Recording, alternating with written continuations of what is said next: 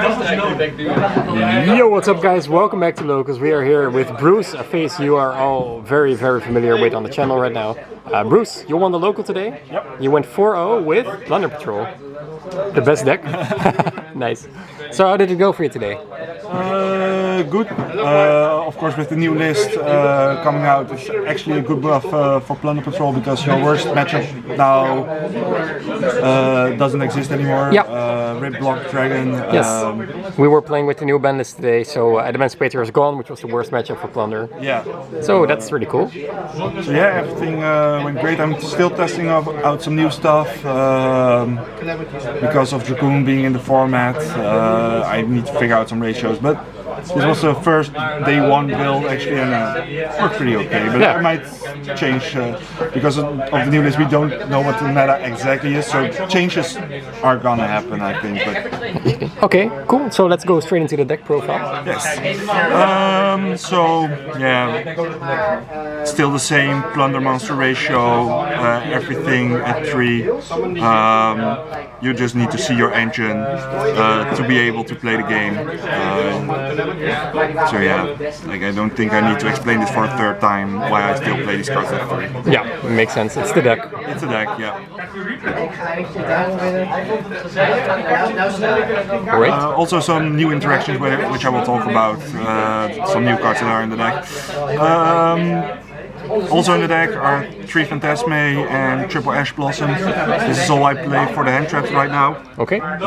Because the format's still a bit like not solved yet. I didn't want to play an amount of hand traps that would like not do anything, so I just picked the cards that I thought that were good against anything. Okay. So that's significantly less hand traps. Yeah, because like I still follow the same principle which I talked about in the guide, with still the same ratio of plunder cards and still the same amount of flex spot. Just the flex spot just became different cards. But we will talk about that in a minute. Fair enough. With a huge combo deck gone, of course, hand traps are not necessary anymore. No, exactly. Or not as much. Not as much. So that's it for hand traps. Okay. Spells, triple field spell, triple fusion spell, double emblem. Like I said, like still the same philosophy as I used in the guide. I see no reason to change this right now. So yeah, still playing this. As for some cards that were new to this deck, like not for the budget players, but we played triple tactical talents and droplets. Yeah, they are mandatory in the deck now, I think. Yeah, I think these cards are just insane. They definitely deserve their price tags right now. Not that sure if tactics is good for the main deck, but definitely droplets is insane right now. There are so many neat interactions which you can do right now with your own plunder cards. For example, a real cool interaction with Redbeard is you can have Redbeard on the field and have a set droplet and use the effect of Redbeard, chain droplets, sending this to the grave, summon the extra deck monster, and this will then trigger because it's now sent from field to grave, re-equipping itself, so you don't lose a card involving this interaction. Also another card which was really great with that sense was Whitebeard. Of course. Yeah, like 90% of your deck just triggers when it goes through the grave. Yeah. So like a good example is like when this gets impermanent, it's no big deal. Like you can wait for it, use droplet to negate the effect, send this and get a Redbeard out of your deck. This deck gets a lot of value out of the droplets. Yeah. So and we needed an out for Dragoon because that card is a bit broken. So yeah. So that's also why I wanted to play the talents in the main, because I just wanted to make sure that I have enough outs for a Dragoon, and with Phantasme I hope to have a higher chance to see these cards. Makes so sense. We have an acceptable chance. still triple desires. Yeah, we just need the hand size. If you want to play through your opponent's board, you're mostly gonna need more cards than just your opening 6. So yeah, terraforming and upstart for consistency. Okay. And then for the only 3 remaining cards of the deck, still the most broken card ever printed. It's booty. It's booty. Booty is still broken. Yep. No reason to make this to change. All right. Yeah. It's for the extra deck. For the extra deck, Any changes? Yeah, a bit of change, just not that much. Because Nibiru is no longer in the main deck, I don't see a reason to main deck Cerberus anymore. But this is all I play for the Link Monster, so still 3 Blackbeard and still the Almirage for the golden hair. Makes sense. So yeah. For XYZ, 2 more. I still think this is like acceptable too. We have a bit more dark related format with Verte and Anaconda and Dragoon in the format. And Alistair is still here. And Alistair is still in here, so he might come up more, maybe pump him up to 3 again maybe, but I have yet to get into a situation where I need 3, so yeah. Makes sense. Makes sense. So, Bahamut, Toad, still here for the weird hands that I think it's good. Because it can get you an extra negation, which can be good, but still mostly for the Dogmatica match that we can send something to from the extra deck where Maximus is resolving. So we can get used to that. In the same philosophy, I do now play an L entity. Okay. So if you get Maximus, you send these 2. Yeah, you send these 2 and you just make which one is more important. You make chain 1 and the other one you make chain 2, so you can always get the pop of LNT. Yeah, that's really good. Or you can always get the add back of Toad. So that's why I thought that I needed an extra card in the extra deck that could make chain block happen. So yeah. 3 lists, still the best card in the extra deck.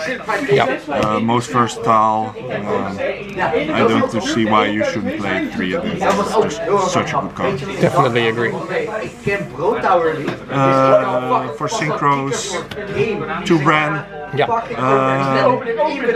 Yeah, he's probably like the least, like the worst of the plunder ships, but I still think he comes up. Like Infernoble is in the format, so just something to trigger off your Blackbeard if it's needed, so you can dig for extra hand traps.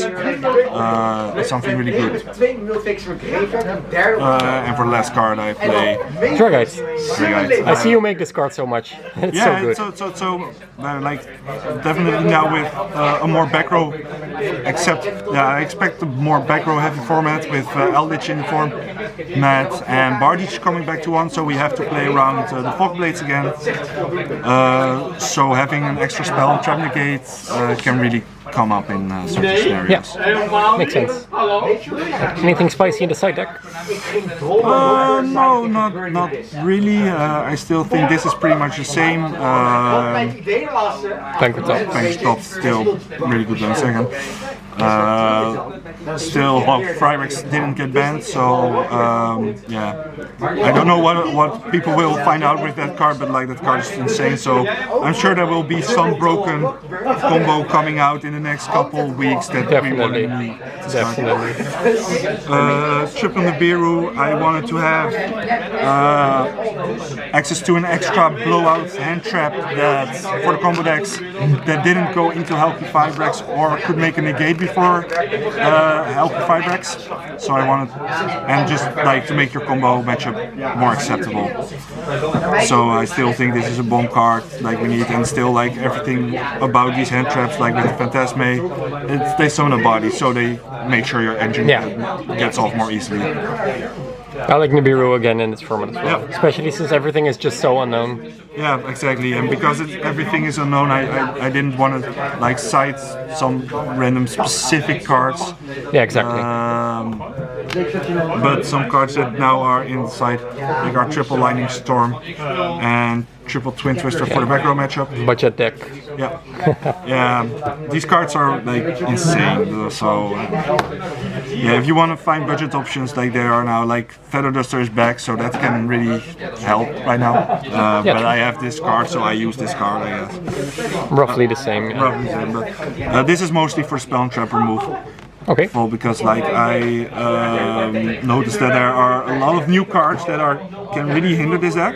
Ice Dragon Prison. Ice Dragon Prison. Like we play test a lot with each other, and that card just blows me out every time. So I want to have a card that I can just smack on the table before I actually do anything, so I can get rid of that. Very specific Lightning Storm, yeah. Yeah. Right, and the last card. But also for the Fog Blades and all that stuff. Like, yeah, exactly. And the last card. Still Order. Still Order. Still some really key spell decks in the format. Like Sky Striker might be a bit less playable because of Dragoon, but I still think like against the Invoked part or the Dogmatica, like stopping the deer and all the key plays is just really strong. Makes sense. So, all right, cool. So, how did the local go for you? Good. For my matchups, round 1 was Unchained. Okay. Yeah, it was 2-0. He bricked game 1, and game 2. I don't really exactly know what happened.